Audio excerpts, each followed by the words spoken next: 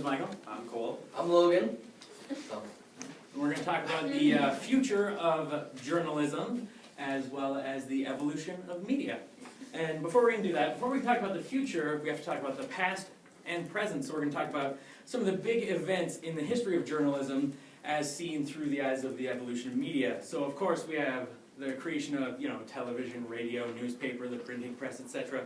But we're going to move up to things that are a little bit more recent that have had a bit more of an effect on our times right now. So we're going to move into 1963. We've got the assassination of President Kennedy, and that was huge for television news. Before this, most serious journalists wanted to work either on radio or newspaper, and they saw television only as an entertainment medium. And, the reason that this was important, that television was good for this, was because radio couldn't show the shooting, and newspapers couldn't capture, the play-by-play, moment-by-moment drama and updates. Following down a few more years, we moved to the Iran hostage crisis, and this aided in the creation of a new type of news program. They gave you your updates on your normal schedule, your 6 o'clock, your 10 o'clock news, but people wanted more information, so they started a late-night news program, and this actually ended in the creation of things like Nightline and other late-night news programs. We're going to move up to 1991. The Gulf War in Persia. The Persian Gulf War is broadcast on live television, and this had to do with satellites being up, that he had footage of things as it was happening across this. Now, of course, World War II and Vietnam all had footage and stuff, but it wasn't live, so that was a huge thing for news. Following that, we had 2001. We had the tragic events of 9/11. This ended in a really weird thing happening for broadcast, and that allowed broadcasters to report rumors as if they were facts, as long as they thought that they had credibility, which led to a lot of weird things in news stories. Moving up from there, we have 2007, and this led to, this was a big break for social media, taking the lead in how stories break, and this would involve the Virginia Tech shootings. So TV crews were having a lot of trouble getting down there. They weren't there perfectly on time as it was happening, so people were getting a lot of updates through text messages. There were cell phone videos. People were going through Twitter and Facebook giving updates on that, and this was a huge milestone for citizen journalism. Moving into print, we've got newspaper investigative journalism bringing down Nixon with the whole Watergate scandal. There he is. Look at that handsome devil. And in radio, specifically in the U.S., we have the 1987 Fairness Doctrine being repealed. And previous to this, if there were political shows on the radio, they had to show both sides of an issue and both opinions and both parties. But after that, they were allowed to have opinion talk radio shows that could only serve one pundit or would only have one set of opinions. And this was pretty much the birth of modern talk radio. So now that we've had a great history lesson, let's move on into the present. So, present, current day, we see on TV, Global News, for instance, has, TV, website, and a Go app. Well, with the Go app, it's not dedicated to news like you would see on Globe and Mail, Huffington Post. It's more of just an app saying, here's our TV and news. So they need to upgrade that, but for right now, that's all they have. Now they have a website where they regurgitate all their TV stories onto print and as well as videos to go with it. So current day, they need to maybe up it a bit, rewrite their scripts like we're learning. But right now, that's what they're doing. And then they have TV. They have early show at 6, Global National, and late news at 11. So we get all our news that way, or online, of course. And then we also have 3 main TV conglomerates, which is Shaw, CTV, and Global, all having capitalism and just selling and buying all the local news, and now they just do it regionally, like Calgary, Edmonton, they just cover regions instead of local news.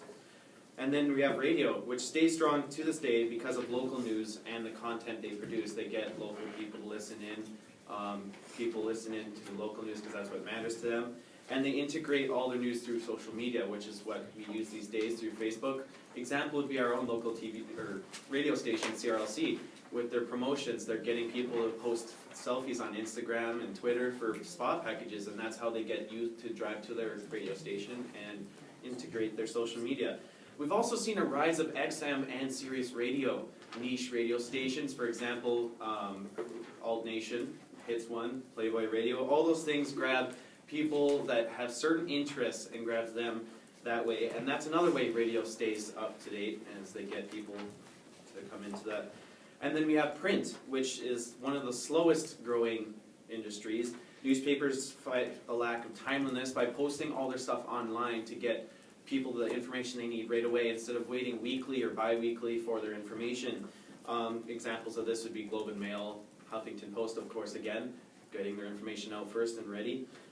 Print is moving online, gets quicker. Print's biggest advancement, or biggest hit in advancement, because there's not too much you can do besides put it online or print it. So that's the slowest. And now that's basically the present. We're all knowing of that. We're going to head to the Logan over here with a short clip on 24-hour news.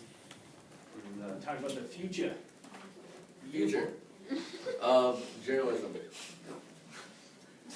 So now I disagree with some of the people out here saying that newspaper is dead. It's not dead. It's online. It's not in the same format anymore, but it has, it's basically evolved, and it's going to continue to evolve. It's going to have, it's going to do things with use online integration. It's going to use Vine. Actually, all the mediums do this. You're going to use Vine, Facebook, Twitter, even Instagram, just to get their message out there. We're going to have more 24-hour news stations in Canada. We're going to be testing one out, not us, but they're going to be testing one out in Lethbridge for the global station right away here.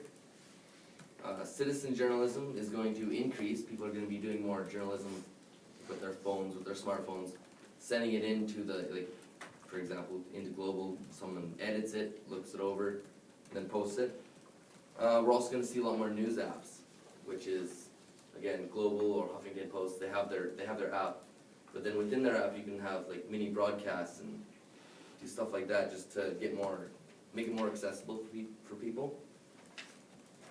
And yeah. So the CRTC has made a couple changes recently, specifically for broadcast, that are going to lead to what we think the changes are going to happen in the future. So one of the things is that the Canadians, they've canceled the 30-day notice for television, phone, and internet. So this specifically applies to television and internet for broadcasted news. So Canadians don't have to give a 30-day notice to cancel or change their services, which is better for the broadcaster. And they're also working on the pick and pay cable packages, which allows people to pick channel by channel instead of having to order bundles, which may include channels that they don't want. Now, while certain people posit that this will lead to a lot of Canadian channels folding in the face of competition from American channels, a lot of people that believe that this will strengthen a lot of Canadian channels as well, because it will cause them to evolve and come up with newer and better content.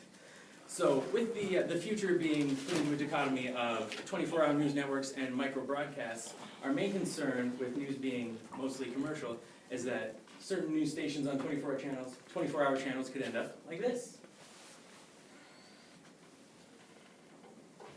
Norman, here we're trying to figure out how to make the news less boring, and you act like we peed in your milkshake. The news is supposed to be boring, Ron. Serious stuff. I just don't know why we have to tell the people what they need to hear. Why can't we just tell them what they want to hear?